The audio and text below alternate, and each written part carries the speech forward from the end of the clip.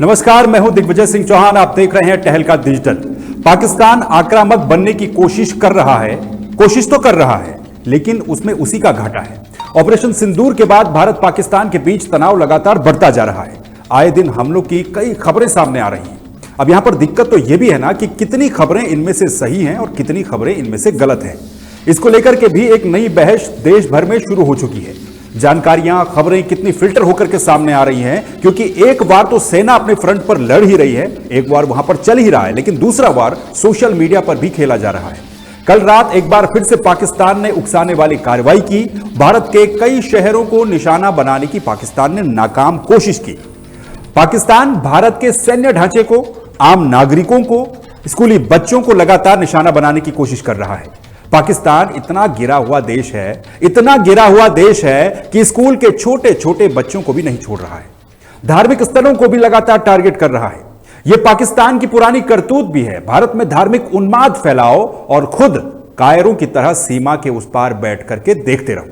यह ऐसा देश है जिसने कारगिल में अपने सैनिकों की बॉडीज को उठाने तक से इनकार कर दिया था। यह वही देश है जो अपने देश पर हुए हमलों में अपने नागरिकों को मरने के लिए छोड़ देता है। अभी भी पाकिस्तान यही कह रहा है और यही कर रहा है।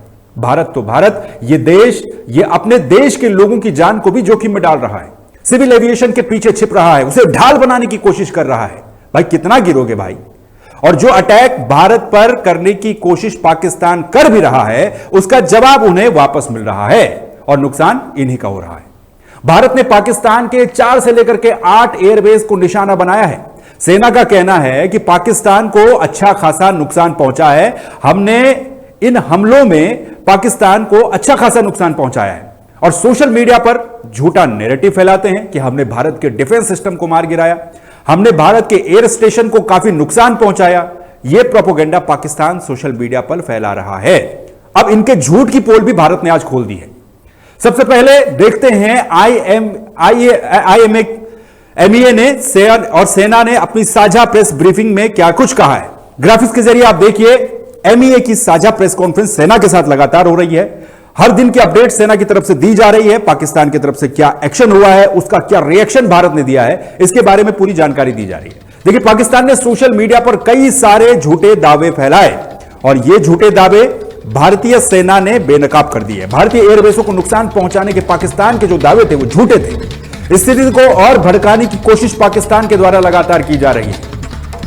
और ये सब वो बातें हैं। आप ये तस्वीर देखिए, आप ये वीडियो देखिए, ये भारतीय सेना ने जारी किया है और इस वीडियो में साफ तौर पर बताया गया है कि भारतीय सेना किस तरह से टारगेट कर रही है, किस तरह से रिटेलिएशन कर रही है। पाकिस्तान के नापाक हमलों का जवाब भारतीय सेना बड़ी वीरता के साथ दे रही है। एलओसी पर भारत के सैनिक किस तरह से डटे हुए, जुटे हुए हैं। भारत के देश के जो नागरिक हैं उनका उत्साह बढ़ाने के लिए भारतीय सेना खुद इस तरह के वीडियोस जारी कर रही है। ये वीडियोस आपकी स्क्रीन पर है। इसमें आप देखिए, पाकिस्तान के जो बंकर्स हैं, पाकिस्तान की जो चौकियां हैं, जो पोस्ट हैं, उनको चुन चुनकर भारतीय सेना टारगेट कर रही है, क्योंकि पाकिस्तान इसी लायक है। पाकिस्तान ने जिस तरह से भारत के सैन्य ठिकानों को, सिविल लोगों को निशाना बनाने की कोशिश की, उसका जवाब ये आपकी स्क्रीन के ऊपर है। तीनों सेनाएं ऑपरेशन सिंदूर में, भारत की तीनों सेनाएं एक साथ साझा ऑपरेशन कर रही हैं। और ये देखिए, पाकिस्तान की इन चौकियों को, इन ठिकानों को, इन अड्डों को किस तरह से उड़ाया जा रहा है। क्योंकि पाकिस्तान ने सोशल मीडिया पर एक प्रोपेगेंडा, एक नैरेटिव फैलाने की कोशिश की। तमाम उनके जो मीडिया हाउस है चिल्ला चिल्ला कर कहते रहे कि भाई हमने भारत के डिफेंस सिस्टम को मार गिराया है, हमने भारत के S-400 सिस्टम को, जिसे सुदर्शन चक्र कह रहे हैं, जो 3 दिनों से भारत की रक्षा कर रहा है। यह प्रोपेगेंडा पाकिस्तान झूठा फैलाता है कि हमने उसको तबाह कर दिया। लेकिन नतीजा ये आपकी स्क्रीन के ऊपर, जो कि इंडियन आर्मी ने वीडियो जारी किया था। अभी एक दूसरी तस्वीर देखिए।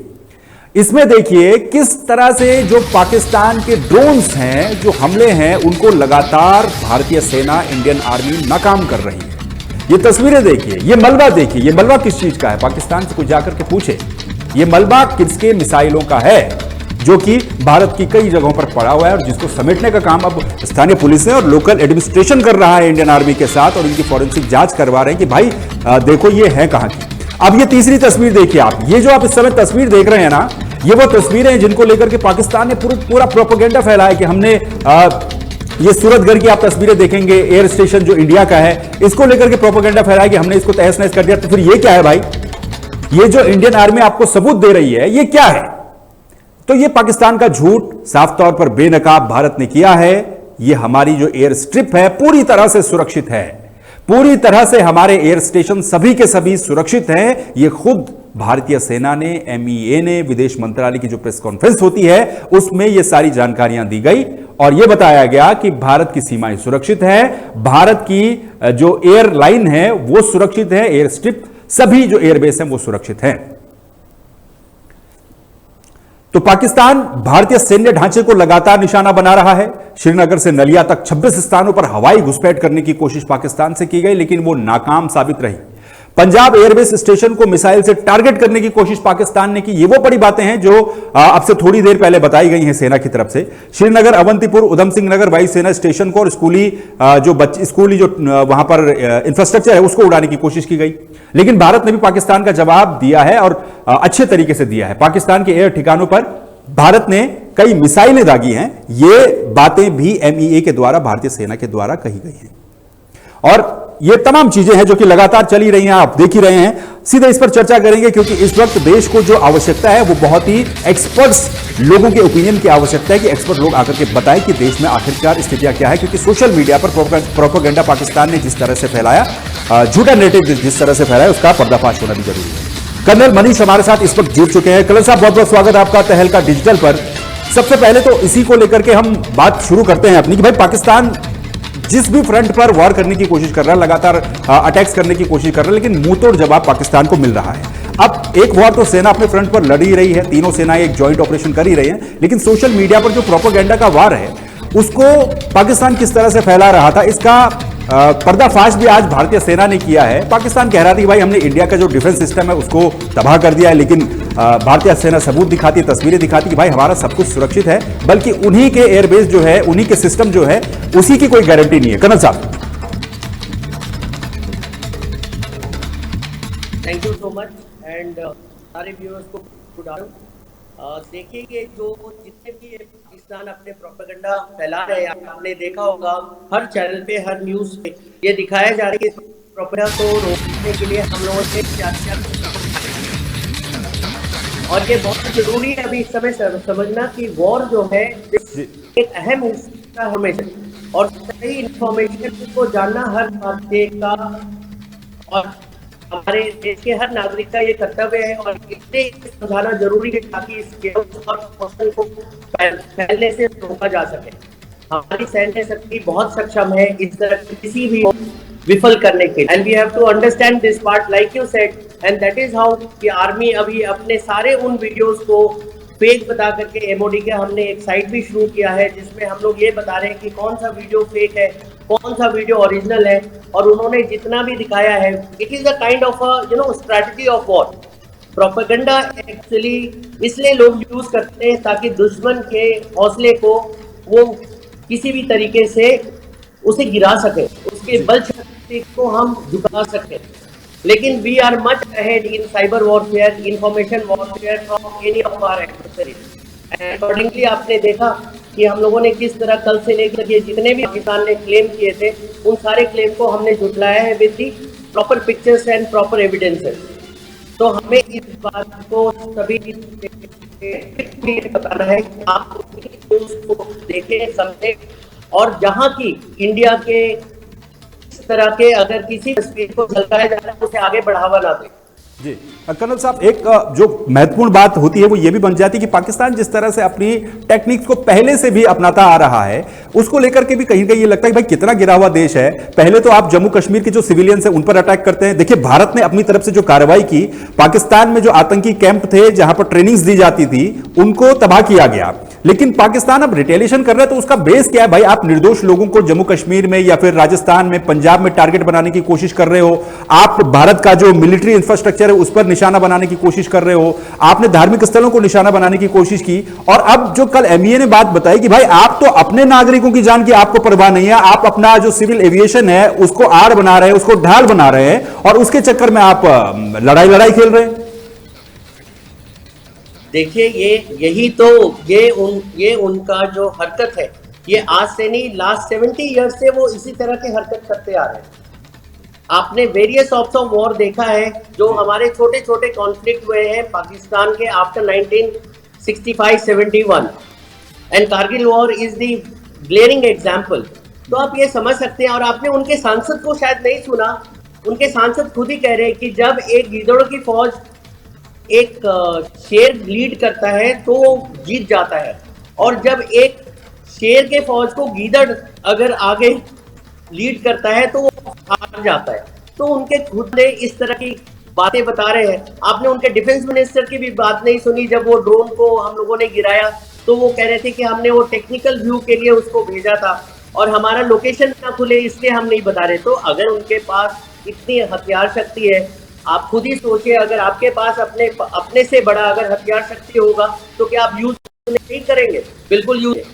ये जो प्रोपेगेंडा चला रहा है पाकिस्तान का, ये उनका अभी से नहीं, ये गिलगिट और अगर आप पुराने टाइम को भी पढ़ेंगे मिलिट्री हिस्ट्री में तो उनका यही उद्देश्य रहा है। और उनके पाकिस्तानी फोर्सेस का मोरल बहुत डाउन है। दे themselves do not know what to talk to the media। उनके politics it is in shambles. उनके आर्म फोर्सेस में कोई कोहेजन नहीं है। आपने अभी देखा उनके जो उनको हटा के हु हैज टेकन ओवर। तो पाकिस्तान इज इन शैम्बल्स, उनको तो उनकी करनी पड़ेगी। और वो जो कोशिश कर रहे हैं एस्केलेशन का, अब तो उन्होंने फुल एस्केलेशन जब हम लोगों ने पकड़ा है। हम लोगों ने तो क्या किया था, इंडिया का एक ही पहलू था कि हम लोग सिर्फ आतंकवादी के खिलाफ लड़ रहे हैं और हम सिर्फ उन्हीं अड्डों को तबाह कर रहे हैं जहां की सिर्फ आतंक है। हमारी लड़ाई शुरू से आतंकवादी के तरफ रही है। उन्होंने इसको एस्केलेट करके वॉर बिटवीन टू नेशन के अभी भी उनको समझ में नहीं आ रही है कि वो हर जगह मुंह आ रहे हैं। तो मुझे लगता है कि पाकिस्तान अभी इस स्थिति में ना तो ये वो अभी उसकी ये स्थिति है कि वो शादी के लड्डू होते हैं ना वो खा सकते हैं ना वो उगल सकते हैं। बिल्कुल बिल्कुल बिल्कुल कर्नल साहब, शादी का लड्डू, गर्म दूध कह लीजिए, शादी का लड्डू कह लीजिए। अब सवाल यहां पर यह भी उठता है कि लीडरशिप को लेकर के हम कहते भाई हम तो धन्य हैं और हम गर्व करते हैं कि हम ऐसे देश में रहते हैं जो कि दुनिया का सबसे बड़ा लोकतंत्र कहलाता है। हमारे पास सारे अधिकार है, हमारा देश बहुत वेल तरीके से, प्लान तरीके से आगे बढ़ रहा है। भले पॉलिटिक्स में देश के अंदर कुछ भी होता रहे, लेकिन एक सिस्टम से यह देश आगे बढ़ता है। दूसरी तरफ हम जिनसे लड़ रहे हैं या फिर जो हमसे लड़ने की सोच रहे हैं वो ऐसे देश में है जहां का वजीर आला, वजीर आजम आज है कल नहीं है, इसकी कोई गारंटी नहीं है। कल के दिन वो जेल में होंगे, लंदन में होंगे, कनाडा में होंगे, इसकी कोई गारंटी नहीं है। तो क्या लगता है कि जो लीडरशिप है पाकिस्तान की वो अपनी आवाम को सिर्फ मरने के लिए छोड़ रही है? जंग शुरुआत तो कर दे रही है लेकिन नुकसान तो पाकिस्तान की आवाम का ही है। बिल्कुल सही कह रहे हैं आप। आपने वो कल का एग्जांपल दे, using civil aerial systems and civil commercial plane to do an attack onto us so that we should not। And आप देखिए हमारा बड़कपन देखिए कि हमने इस बात को माना। No time we are following but they are not. वो तो ये भी कह रहे हैं कि उनका सेकेंड लाइन ऑफ डिफेंस मदरसा के बच्चे हैं। आप क्या बच्चों को खड़ा करोगे सिविलियन को अपने उसमें? कौन सा देश अपने सिविलियन को इस लड़ाई में झोंकना चाहेगा? बिल्कुल। इससे बड़ी और कायरता क्या है, क्या झलकती है जब वो ये काम कर रहे हैं। तो जी जी बिल्कुल। और आपने कहा कि सेकंड जो डिफेंस है वो मदरसे के बच्चे हैं, बल्कि हम ये भी देखें कि कारगिल में अपने जो सैनिक हैं उनकी बॉडीज लेने से इनकार कर दिया था। अपने यहां इनकी ट्रेन हाईजैक होती है, उसको सुरक्षित कर नहीं पाते हैं। और आज बात करेंगे कि हम भारत में ये कर रहे हैं और उल्टा देखिए कर्नल साहब, इनके जो लीडर हैं वो ये कह रहे हैं कि भाई हम तो जंग जीत रहे हैं। उनसे पूछा गया कि कहां जीत रहे हैं तो उनका जवाब ये कि हम सोशल मीडिया पर जीत रहे हैं। सारे देशवासियों को ये चीज पता होना है, हम जितने वो सिर्फ डिफेंस एक्शन रहा है हमारे की तरफ से। अभी तक कोई भी एक्शन नहीं किया है एक देश के तरफ, एक देश के प्रति। लेकिन हमने अपने आप को बचाने के लिए जो हमने जवाब देना था ऑपरेशन सिंदूर में, हमने सिर्फ उसकी कार्रवाई की है जहां की हमने सिर्फ एनिस को पकड़ा है, टेरर को पकड़ा है। हमारी बात के साथ शुरू से रही है हमारे देश की। और हम एक बहुत ही शांति प्रिय देश रहे हैं, हम सभी जानते हैं, और हम उसको हर तरह से हर पहलू से निभाते हैं। लेकिन वही बात है कि अगर आप किसी कैट को कॉर्नर करोगे तो फिर शी हैज टू रिप्लाई। अब हम जो भी कार्रवाई कर रहे हैं हम उसके रिप्लाई को लेकर के कर रहे हैं। इंडिया की जो भी कार्रवाई हो रही है वो रिप्लाई हो रहा है। कर्नल साहब, आप क्योंकि एक एक्सपर्ट हैं तो आपसे मैं ये भी समझना चाहूंगा कि हमने देखा कारगिल का वॉर हुआ, 71 का वॉर हुआ, जब भी दोनों देशों के बीच में जंग छिड़ी है तो एक बड़े स्केल पर वो जंग चली है। इस बार क्या इसको हम फुल फ्लेज जंग कहा जाए कि क्या वो रूप अभी ले चुकी है या फिर कुछ समय के बाद वो उस रूप में आ सकती है? किस तरीके से इस जंग को हम आगे देखें, क्योंकि एक बढ़ते हुए देश के रूप में जिस तरीके से हमारी अर्थव्यवस्था बढ़ी, हम दुनिया में अपना मुकाम हासिल कर रहे हैं, उसके लिहाज से भी जंग काफी इंपॉर्टेंट है। तो हम क्या सोचें किस फेज में इस बार पाकिस्तान का अंजाम क्या होगा, कहां तक होगा? हम लगातार छोटी छोटी स्ट्राइक तो करते आए हैं, लेकिन इस बार दोनों देशों की जो आर्मी है वो आपस में धीरे धीरे भिड़ना शुरू कर रही है, तो आगे कितना स्केल इसका बढ़ सकता है और कहां तक ये जंग जा सकती है? हम सभी जानते हैं जब एक we are in a state of war तो उसका एक ही वो होता है, जब देश में हमने Pakistani soldier including the general we have, हमें पुराने सारे जंग से पाकिस्तान को इस बात को सीखना चाहिए कि इसका अब अंजाम ये होगा कि पाकिस्तान संसार के नक्शे से मिट जाएगा। और इसका एक ही वो है, हम सभी जानते हैं, पूरा संसार जानता है जी कि पाकिस्तान अगर ऐसी गलती अब करते जा रहा है और बढ़ते जाएगा, when we are in a state of war, Pakistan इसको सस्टेन नहीं कर पाएगा।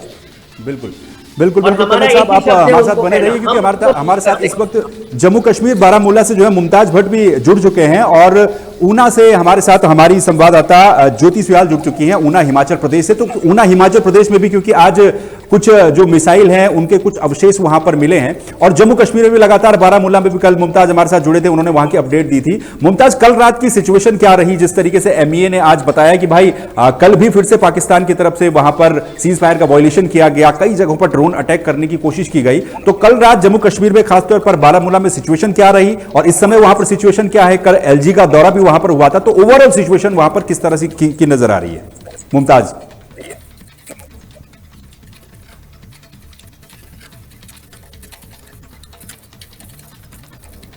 मुमताज, आपकी आवाज नहीं आ रही है। आप प्लीज आप अपना थोड़ा माइक देख लीजिए, उसको अनम्यूट कर दीजिए। मुमताज, चलिए मुमताज, आप जब तक अपना ऑडियो देखते हैं तब तक हम ज्योति के पास चलते हैं। ज्योति, क्या सिचुएशन है ऊना में? क्योंकि ऊना से भी खबरें सामने आई थी देश की कई जगहों पर जो ड्रोन को भारतीय सेना ने डिस्ट्रॉय किया है, तो उसके कुछ अवशेष मिल रहे हैं। ऊना में क्या सिचुएशन है? बॉर्डर वाला इलाका है, पास में पाकिस्तान के काफी ज्यादा, तो क्या ओवरऑल सिचुएशन है?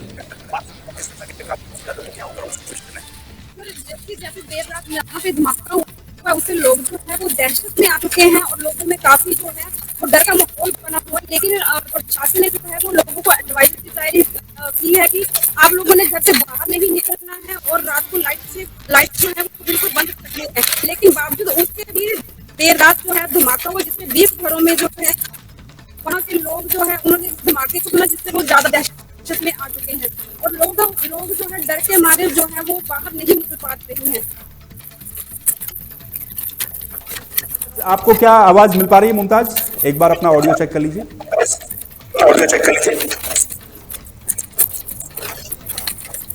चलिए कर्नल साहब के पास जाते हैं जब तक हमारे जो दोनों सहयोगी हैं उनका ऑडियो ठीक होता है। कर्नल साहब, क्योंकि मुमताज हमारे साथ बारामूला जम्मू कश्मीर से जुड़े हुए थे, कल उन्होंने वहां पर एक बहुत अच्छी बात कही कि बंकर्स को लेकर के, क्योंकि वो बता रहे हैं कि बारामूला और आसपास का जो बॉर्डर वाला इलाका है, तो वहां पर जिस तरीके से शेलिंग लगातार पाकिस्तान की तरफ से की जा रही है, तो बहुत सारा इलाका खाली भी हो चुका है। क्या नहीं लगता कि भाई जम्मू कश्मीर में बॉर्डर वाले जो लोग हैं वो आखिरी समय पर दोनों तरफ से वही पिसते हुए नजर आ रहे हैं? क्योंकि बॉर्डर का इलाका है, काफी फायरिंग वहां पर हो रही है, घरों को नुकसान हो रहा है, और बंकर्स को लेकर के भी वो बता रहे थे कि बंकर्स को लेकर के भी उतनी व्यवस्था नहीं है जितनी बॉर्डर वाले इलाके में होनी चाहिए।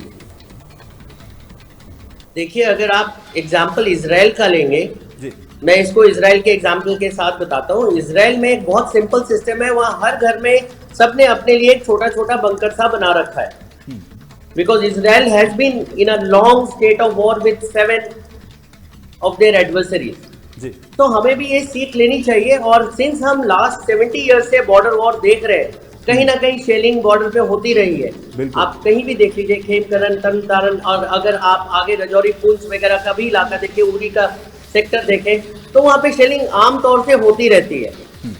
लेकिन वहाँ के बनावट कुछ इस तरह के हैं कि नेचुरल प्रोटेक्शन है लोगों को, लेकिन कभी कभी शेल्स आते हैं ऐसे जो गिर जाते हैं। लेकिन over a period in time, जैसे हमने बताया, it is a defensive action and we all will follow that defensive action. और जब कभी भी दो देशों की लड़ाई होती है तो बॉर्डर पे रहने वाले लोगों के लिए तो ये प्रॉब्लम है ही है।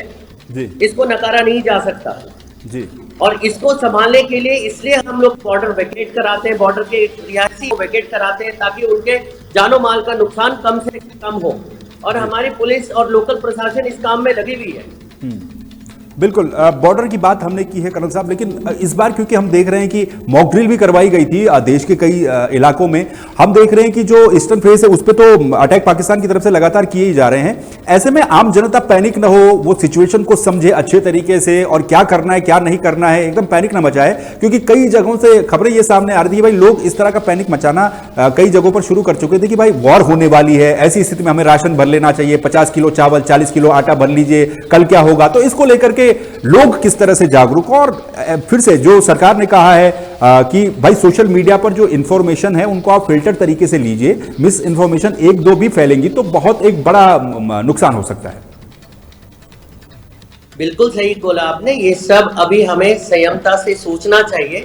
ये एक डिफेंसिव एक्शन है, एक देश की तैयारी होती है और ये जो भी हम कर रहे हैं ताकि कल कोई भी भगदड़ ना मचे, मारामारी ना हो, बंदों के बीच में, हमारे अपने लोगों के बीच में ये संयम बरकरार रहे। हम हमेशा डिफेंसिव एक्शन वॉर के टाइम के प्रिपरेशन के लिए तैयारी करते हैं, तो ये एक डिफेंसिव एक्शन है, ये एक प्लान है जो हर देश अपने लिए प्लान करके रखता है ड्यूरिंग एनी सच सिचुएशन, चाहे वो एक्सीडेंसीज हो, चाहे वो नेचुरल कैलामिटीज हो। आपने देखा होगा हम नेचुरल कैलामिटीज के लिए भी हम लोग अपनी तैयारी कर रहे हैं और पीछे होने वाले हिस्ट्री से ही आगे हम लोग सीख लेते हैं। तो इसमें कहीं किसी को इतना पैनिक नहीं करना चाहिए। जैसे हमारे गवर्नमेंट के आदेश है, लोकल प्रशासन है जो जिसको जैसे गाइड कर रहे हैं, तैयारी अच्छी है, ओवर तैयारी अभी अच्छी नहीं है। इससे क्या होगा, आप एक पड़ोसी से एक बात करेंगे तो वर्ड ऑफ माउथ में इस समय बहुत सारे प्रॉब्लम्स उत्पन्न हो सकते हैं। तो हमें बहुत ही ध्यान से सोच समझ के विचार करके, बड़े लोग हैं घर में जो सारी स्थिति को समझ रहे हैं, उनके फेक न्यूज को समझ रहे हैं, जो लोग हैं वहां बॉर्डर पे वो देख रहे हैं कि कहाँ क्या हो रहा है, इंडिया हमारे देश की सक्षमता को देख रहे हैं कि अभी तक ऐसा कोई भी मेजर इशू नहीं हुआ है जहां इसको हम इस लेवल पे एस्केलेट कर सके या हमारे देशवासियों के बीच में इस तरह का कोई डर उत्पन्न होने की कोई संभावना हो।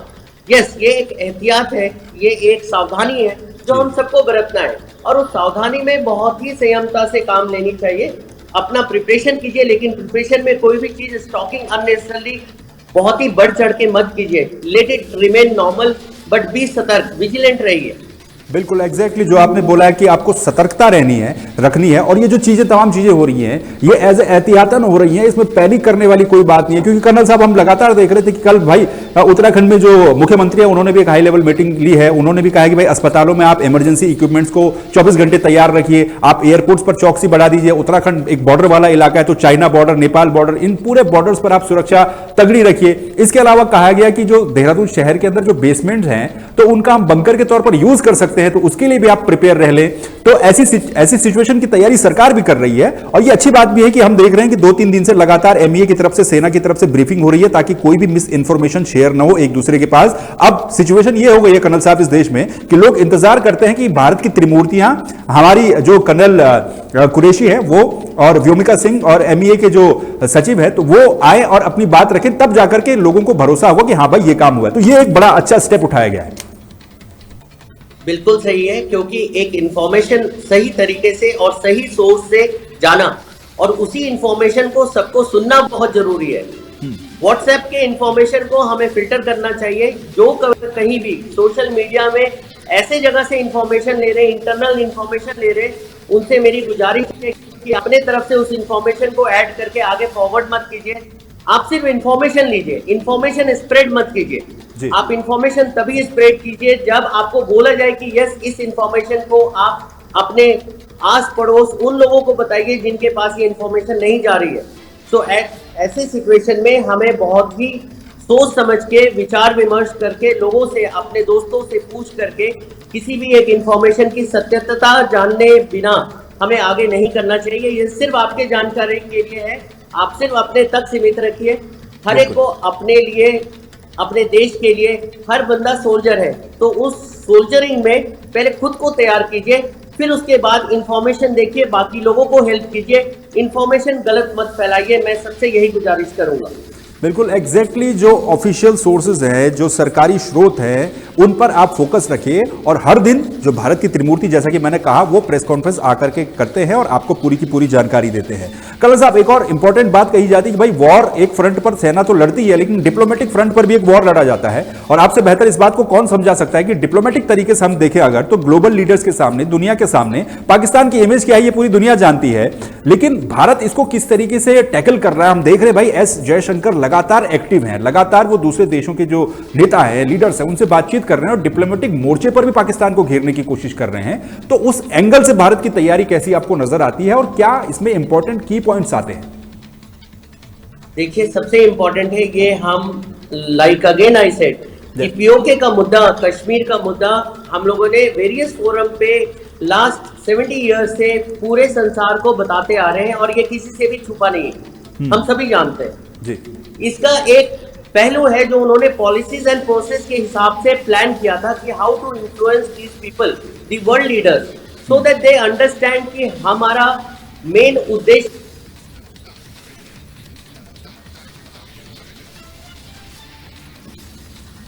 कर्नल साहब से लगता है कि संपर्क हमारा कट गया है, तो चलिए कर्नल साहब जैसे ही जुड़ते हैं एक बार फिर से इस सवाल को लेकर उनके पास जाएंगे, क्योंकि सिचुएशन हम लगातार आपको दिखा रहे हैं और जो वॉर वाली सिचुएशन है, इस सिचुएशन में आपको क्या करना है, क्या नहीं करना है, इसको लेकर के सबसे पहले आपको अपडेट रहना है, अलर्ट रहना है, कोई भी मिस इन्फॉर्मेशन आपको फैलानी नहीं है। हमारे देश की त्रिमूर्तियां लगातार आ रही हैं, प्रेस कॉन्फ्रेंस चला रही, प्रेस कॉन्फ्रेंस कर रही हैं और वो आपको बता रहे हैं। इसी बीच क्योंकि अब से कुछ देर पहले जो विदेश मंत्रालय है, जो भारतीय सेना है, इनकी तरफ से साझा प्रेस कॉन्फ्रेंस की गई, उसमें क्या क्या बातें कही गई वो भी मैंने आपको बताई और उन बातों को लेकर के आपको एक बार सुनाते हैं कि जो कर्नल सोफिया कुरैशी हैं उन्होंने क्या कहा। नमस्कार। 8 से 9 मई 2025 की मध्य रात्रि को पाकिस्तानी सेना ने सैन्य बुनियादी ढांचे को निशाना बनाने के इरादे से पूरी पश्चिमी सेना पर भारतीय वायु क्षेत्र का कई बार उल्लंघन किया। यही नहीं बल्कि पाकिस्तानी सेना ने नियंत्रण रेखा पर भारी कैलिबर वाले हथियारों से गोलीबारी भी की।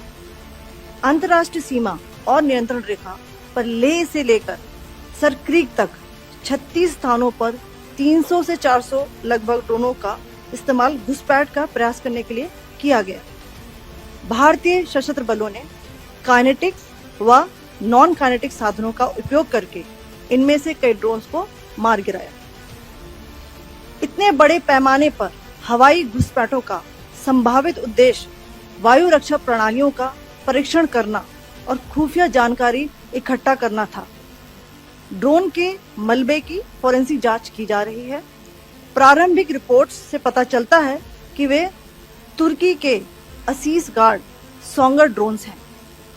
इसके उपरांत रात में पाकिस्तान के एक सशस्त्र यूएवी ने भटिंडा सैन्य स्टेशन को निशाना बनाने की कोशिश भी की, जिसे पकड़ा गया और उसे निष्क्रिय कर दिया गया। पाकिस्तानी हमले के जवाब में पाकिस्तान में 4 हवाई रक्षा स्थलों पर सशस्त्र ड्रोन्स लॉन्च किए गए। इनमें से एक ड्रोन एडी रडार को नष्ट करने में सक्षम रहा।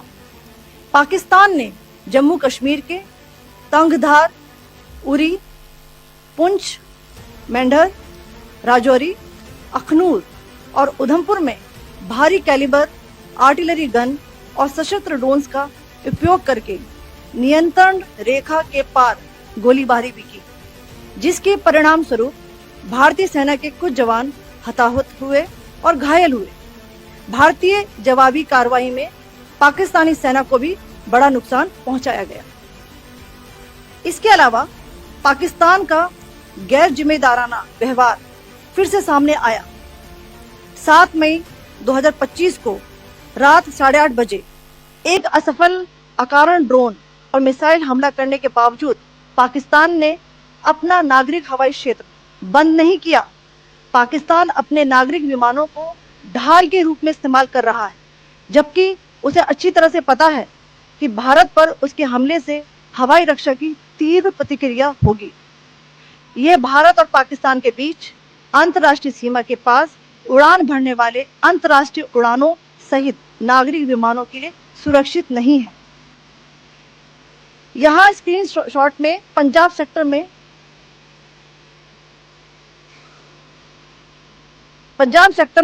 हाई एयर डिफेंस अलर्ट स्थिति के दौरान एप्लीकेशन फ्लाइट रडार 24 का डेटा दिखाया गया है। जैसा कि आप देख रहे हैं यहाँ पर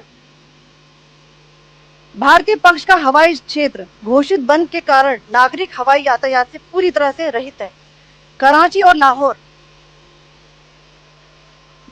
के बीच के हवाई अड्डे मार्ग पर नागरिक एयरलाइंस उड़ान भर रही है। हाई अलर्ट किया गया है विमान फ्लाइनेस एविएशन का एयरबस 320, जैसा कि आप यहाँ देख रहे हैं, जो कि शाम को 5:50 बजे दमम से शुरू हुआ और रात को 9:10 बजे लाहौर में उतरा। ये सारा डिटेल्स आप यहाँ देख रहे हैं कि डिटेल्स यहाँ लिखा हुआ है। Can you see this?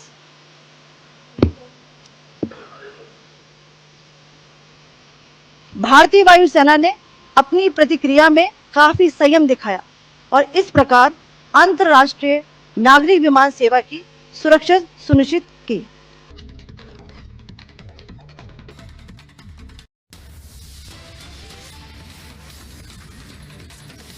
आखिरी सवाल को लेकर के इस डिबेट को हम यहां पर खत्म करेंगे। आखिरी सवाल आपसे ये कि हम देख रहे हैं कि लगातार पाकिस्तान की तरफ से जो एक्शन हो रहा है उसका रिएक्शन ये आ रहा है कि भाई हमने कई एयरपोर्ट्स को बंद कर दिया है, कई फ्लाइट्स को बंद कर दिया गया है। अभी चारधाम यात्रा में जो हेलीकॉप्टर सर्विस है उसको भी फिलहाल पोस्टपोन कर दिया गया है, रोक दिया गया है। हम आईपीएल रोक दिया गया है। कहा जा रहा है कि भाई जो आजकल क्योंकि शादी बारात का सीजन चल रहा है, किसी भी तरीके का ड्रोन ना उड़ाएं, पटाखे फायर ना करें। तो इस सिचुएशन के लिए सेना किस तरह से तैयार रहती है, हमारा डिफेंस सिस्टम किस तरह से तैयार रहता है, इस बात को आपसे समझने की कोशिश करेंगे। देखिए, इसके ना दो पहलू हैं, एक आंतरिक है और एक बाहरी है। तो जो भी आपने क्वेश्चन किया है ये हमारे with in the own state of preparations को लेकर के है। तो हमें ये बात को बिल्कुल ही ध्यान में रखना है कि इस तरह का कोई भी आवाज, इस तरह का कोई भी सशक्त जो कि इन सारी चीजों को आड़ लेकर के, आपको पता है हमारे देश में भी स्लीपर सेल्स हैं, बहुत सारे लोग हैं जो इस तरह की हरकत कर रहे हैं, इंफॉर्मेशन निकाल रहे हैं। जब भी किसी दो कंट्री का वॉर होता है तो लोगों के स्पाइस अपना काम करना शुरू कर देते हैं। तो भारतीय फौज ने, भारतीय सेना ने इन सारी चीजों को थोड़ा सा मेल्ट डाउन करने की कोशिश की है ताकि नॉर्मेलिटी भी बनी रहे और हमारा एहतियात भी बना रहे। कोई भी ऐसी कोई एग्जिट और एंट्री पॉइंट ना मिले लोगों को जहां कि हम खुद ही अपना नुकसान कर बैठे। तो ये एहतियातन तौर पे इसको फॉलो अप करते हैं। जब कभी भी इस तरह का कोई एक्सीडेंसीज एंड इमरजेंसीज होते हैं, आपको सभी को पता है कि दैट सारे स्टेट्स के चीफ सेक्रेटरीज को इमरजेंसी पावर दिए गए हैं to stop any such things. So we have to actually abide by the natural process and standard operating procedures during war by a country. तो ये उसके अंतर्गत है और इसमें हमें सैन्य जितने भी सशक्त बल हैं उनको मदद करने में जरूर मौका मिलता है। उनके जितने भी बंदे हैं अभी दिन दुगनी रात चौगनी से सुरक्षा में, प्रहर में लगे हुए हैं। तो अगर हम एज एन इंडियंस इसको सपोर्ट नहीं करेंगे तो कैसे आगे बात बढ़ेगी। तो we have to follow this protocol. जी, क्योंकि कर्नल साहब ये आखिरी सवाल होना था, लेकिन आप बात इतने अच्छे तरीके से और बहुत डिटेल से बता रहे हैं, तो एक और क्वेश्चन मैं आपसे लेना चाहूंगा। क्वेश्चन ये है कि भाई हम देख रहे हैं कि सोशल मीडिया पर हो या फिर न्यूज चैनलों पर हो, एक देशभक्ति का जो भाव होता है वो पूरे देशवासियों में होता है और हम कह रहे हैं, हर जगह पर हम सुनाई देने को मिल रहा है कि भाई चुटकियों में पाकिस्तान को खत्म कर दिया जाएगा, लेकिन कहते हैं कि never ever underestimate your enemy. तो इसको हमें किस तरीके से देखना है कि भाई दुश्मन चाहे छोटा ही सही लेकिन उसको अंडरएस्टिमेट नहीं करना चाहिए, उसके क्या इंपैक्ट हो सकते हैं, उस पर जरा कुछ आप बताइए। जब कभी भी आप किसी भी, अब मैं इसको एक नेचुरल एग्जाम्पल से बताता हूँ।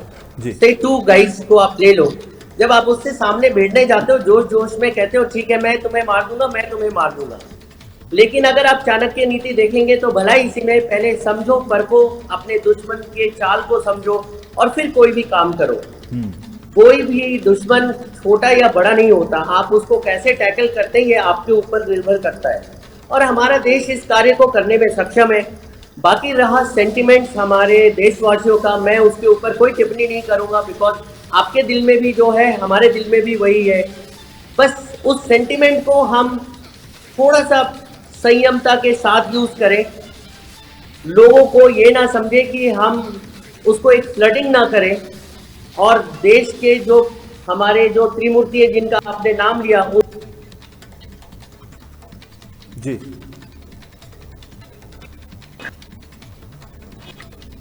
उनके इंफॉर्मेशन को समझ करके फिर हम उस तरह से एक्ट करें।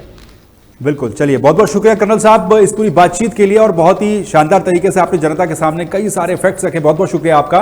तो ये थे colonel retired colonel Manish Kumar, जो कि हमें पूरी डिटेल दे रहे थे कि किस तरह से होता है, हम जब वॉर वाली सिचुएशन में थे तो हमें क्या करना चाहिए, मिस इन्फॉर्मेशन किस तरीके से रोकनी चाहिए, जनता को अपनी रिस्पॉन्सिबिलिटी किस तरह से निभानी चाहिए, और पाकिस्तान के ऊपर जो भारत का एक्शन हो रहा है वो किस तरह से हो रहा है, आगे किस तरह से हो सकता है। तो पाकिस्तान के ऊपर भारत की कार्रवाई लगातार जारी है। पाकिस्तान लगातार भारत का जो वेस्टर्न फ्रंट है, यानी कि जो पश्चिमी इलाका है, पूरा पश्चिमी छोर है, जम्मू कश्मीर से लेकर के और गुजरात तक का, वहां पर लगातार मिसाइल से हमला करने की कोशिश करता रहा है पिछली 2 रात से। लेकिन पाकिस्तान को उसी की भाषा में उसी की मिसाइलों का जवाब मिला है। भारत ने कई सारे उनके ड्रोन अटैक्स को फेल किया है, मिसाइलों को मार गिराया है, बल्कि इनफैक्ट रिटेलिएशन में जो जवाबी कार्रवाई भारत की तरफ से की गई है उसमें कई पाकिस्तानी जो एयरबेस है उनको काफी ज्यादा नुकसान भारतीय सेना ने पहुंचाया है, और ये बातें पूरी की पूरी भारतीय सेना ने ही अपनी प्रेस कॉन्फ्रेंस में कही हैं। तो फिलहाल आज के इस डिबेट में इतना ही। आप बने रहिए तहलका डिजिटल के साथ। नमस्कार।